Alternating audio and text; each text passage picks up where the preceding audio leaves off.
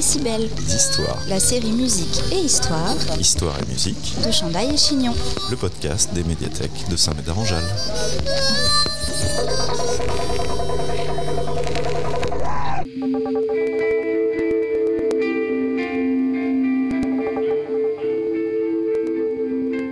Au sommaire de ce numéro de Décibels Histoire, des innovations technologiques, l'industrie musicale, des cylindres, des disques, Billboard Magazine, Columbia Records, RCA Victor et une guerre, des vitesses.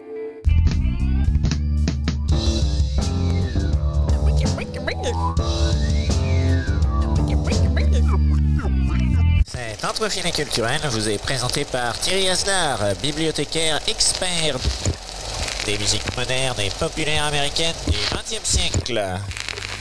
Pourquoi et depuis quand les disques tournent-ils à 78 tours minute, 45 tours minute ou 33 tours minute sur nos platines vinyles?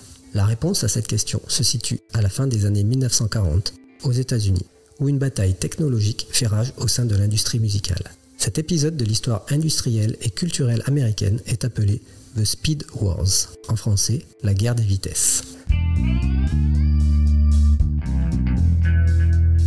C'est durant la deuxième moitié du XIXe siècle que l'on met au point les premières techniques d'enregistrement sonore. La musique est alors gravée sur des cylindres, d'abord de cuivre, puis de cire. Ces cylindres musicaux sont lus sur des phonographes conçus en 1877 par l'américain Thomas Edison. C'est à partir des années 1890 que les disques plats remplacent ces cylindres peu pratiques et fragiles. Ces nouveaux disques sont alors en gomme laque, une résine plastique d'origine naturelle. Ils mesurent 30 cm et tournent à 78 tours minute.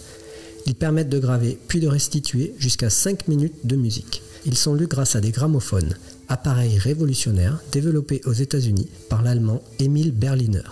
Les premiers disques avec ces gramophones sont commercialisés par la compagnie Berliner Grammophon, le premier label américain de disques plats, à partir de 1893.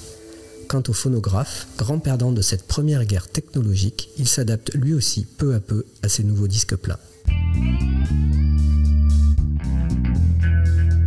Ces disques 78 tours deviennent la norme. Grâce à eux, l'industrie musicale se développe partout dans le monde. The Gramophone Company en 1897, puis Decca en 1901 en Angleterre, ou Pathé en France au même moment. Aux États-Unis, Victor en 1901, Vocalion en 1916 et encore beaucoup d'autres. Tous veulent leur part du gâteau de cette nouvelle industrie florissante du disque en pleine mutation technologique. Les innovations s'enchaînent et les premiers disques double face apparaissent à partir de 1907. Bibliothécaire, spécialiste en rien. Ou presque. Intéressé partout. Plus ou moins. Chandail et Chignon, le podcast vraiment très intéressant. Hallucinant. C'est possible ça ? C'est l'arrivée de la Deuxième Guerre mondiale qui va tout bouleverser. À partir des années 1940, l'industrie américaine se consacre exclusivement à l'effort de guerre. Dans ce contexte, plus question de produire des disques. La gomme laque, comme tout le reste, est réquisitionnée pour produire du matériel militaire. Durant la Deuxième Guerre mondiale, l'industrie musicale est quasiment à l'arrêt. Après la Deuxième Guerre mondiale, l'Amérique relance très rapidement son économie, dopée par la reconstruction de l'Europe. L'industrie musicale se relève elle aussi sans tarder. Durant ces années d'après-guerre, elle est dominée par deux géants, Columbia Records et RCA Victor. Ces deux labels se livrent une bataille technologique acharnée. Les deux sociétés rivales travaillent sur des améliorations du 78 tours en gomme laque. Les trois enjeux principaux sont 1. Rendre ces disques moins fragiles. 2. Limiter ou éliminer les bruits de surface. Et 3. Augmenter la capacité de ces disques, limitée à 5 ou 6 minutes de musique par face.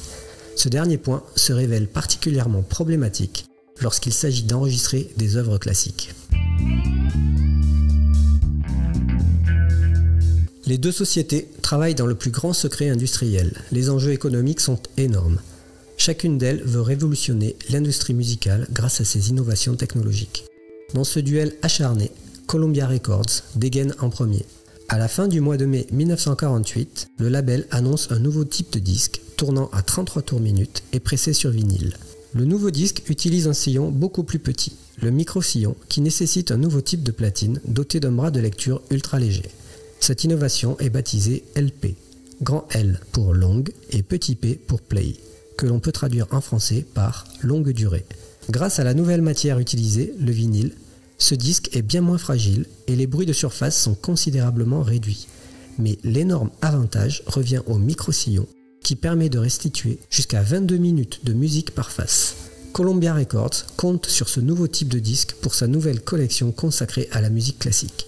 Plus globalement, c'est toute l'industrie musicale qui se trouve dynamisée par cette dernière innovation. Le 29 mai 1948, le magazine spécialisé Billboard se fait l'écho de cette révolution. Dès la semaine suivante, tous les fabricants de phonographes se précipitent pour construire des lecteurs adaptés à ces nouveaux disques, dont le premier exemplaire est annoncé pour le mois de juin 1948. Suite à cette annonce, au mois de juin, Columbia tient une conférence de presse technique à New York devant toute l'industrie musicale. Le label explique en détail le processus de développement du LP, passant en revue toutes les spécifications techniques. Là encore, Billboard y consacre un article le 26 juin 1948. Columbia annonce la future disponibilité des nouveaux phonographes et propose sa nouvelle technologie à tous les autres labels. La grande majorité accepte cette offre, mais RCA Victor décline. Pendant le reste de l'année 1948, Columbia Records constitue un catalogue de 105 nouveaux disques LP, principalement des rééditions d'anciens 78 tours. Décibels Histoire. La série musique et histoire Histoire et musique. de Chandaille et Chignon. Le podcast des médiathèques de Saint-Médard-en-Jalles. De son côté, RCA Victor peaufine son propre projet secret pour une autre révolution. Le 4 décembre 1948, c'est à la page 3 du magazine Billboard que l'on découvre cette nouvelle innovation de RCA Victor. Le label annonce l'arrivée d'un nouveau type de disque pour les singles, un disque vinyle micro-sillon tournant à 45 tours minutes. Columbia contre-attaque immédiatement en annonçant le 8 janvier 1949 que tous leurs singles seraient publiés à la fois sur des disques 78 tours et sur des disques 33 tours. Le 15 janvier, avant que RCA ne puisse commercialiser des 45 tours, Columbia annonce déjà le prix de ses singles 33 tours. Edward Wallerstein, président du conseil d'administration de Columbia Records, affirme en page 20 du Billboard du 15 janvier 1949 « C'est l'étape logique dans l'achèvement de la technique révolutionnaire établie lorsque nous avons introduit le système de micro-sillon il y a 6 mois. » Le 8 janvier 1949, à la page 3 du Billboard, RCA Victor révèle à son tour les détails sur son nouveau disque 45 tours. Contrairement aux 78 tours ou au LP de Columbia, il présente un grand trou au centre et fonctionne avec un nouveau lecteur de disque RCA. Le diamètre du disque est nettement plus petit. Les ingénieurs de RCA l'ont conçu avec l'objectif d'atteindre 100% de non-distorsion. En d'autres termes, de créer un disque totalement exempt de bruit de surface ou distorsion de toutes sortes. Objectif atteint selon les premiers utilisateurs. Le nouveau tourne-disque sur lequel les ingénieurs de RCA travaillent depuis 1946 est introduit entre mars et avril 1949. RCA commercialise ses 12 premiers singles 45 tours la semaine du 16 avril 1949 et annonce qu'à partir du 29 avril, toutes les nouvelles sorties seront faites sur des disques 45 tours et 78 tours. On retrouve toutes ces informations dans le Billboard du 23 avril 1949. Pour marquer le coup, RCA commercialise ses nouveaux 45 tours en vinyle coloré, les comédies musicales de Broadway et opérettes en bleu foncé, vert pour la country, jaune pour les disques pour enfants, orange pour le rhythm and blues, etc. Au bout d'un an, RCA presse tous les 45 tours sur du vinyle noir.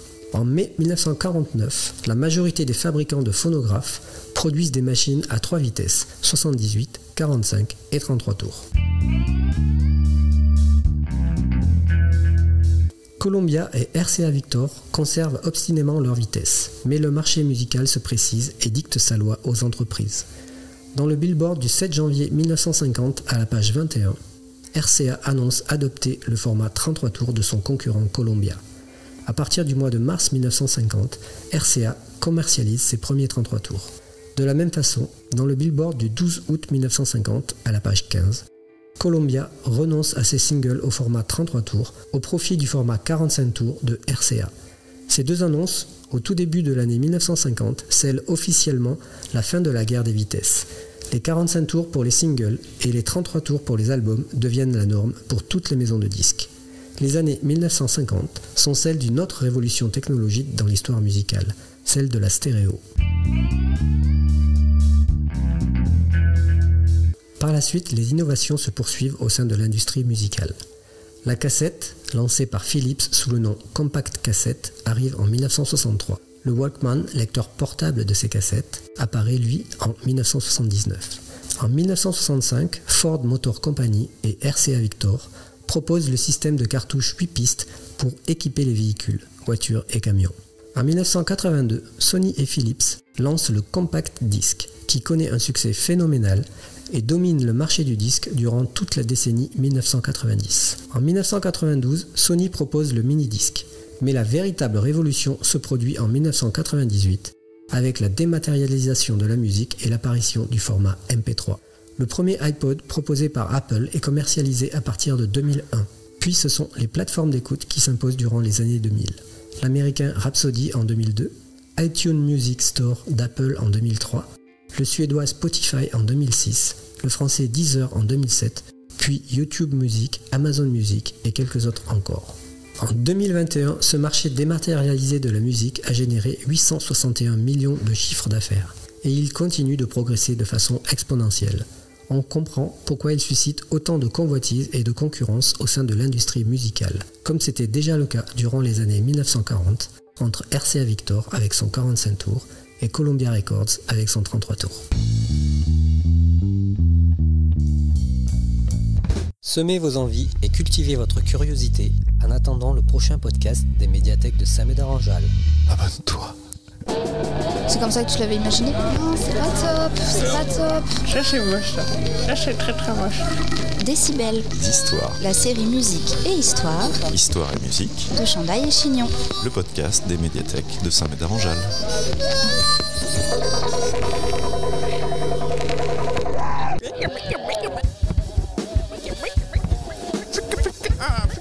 Ah,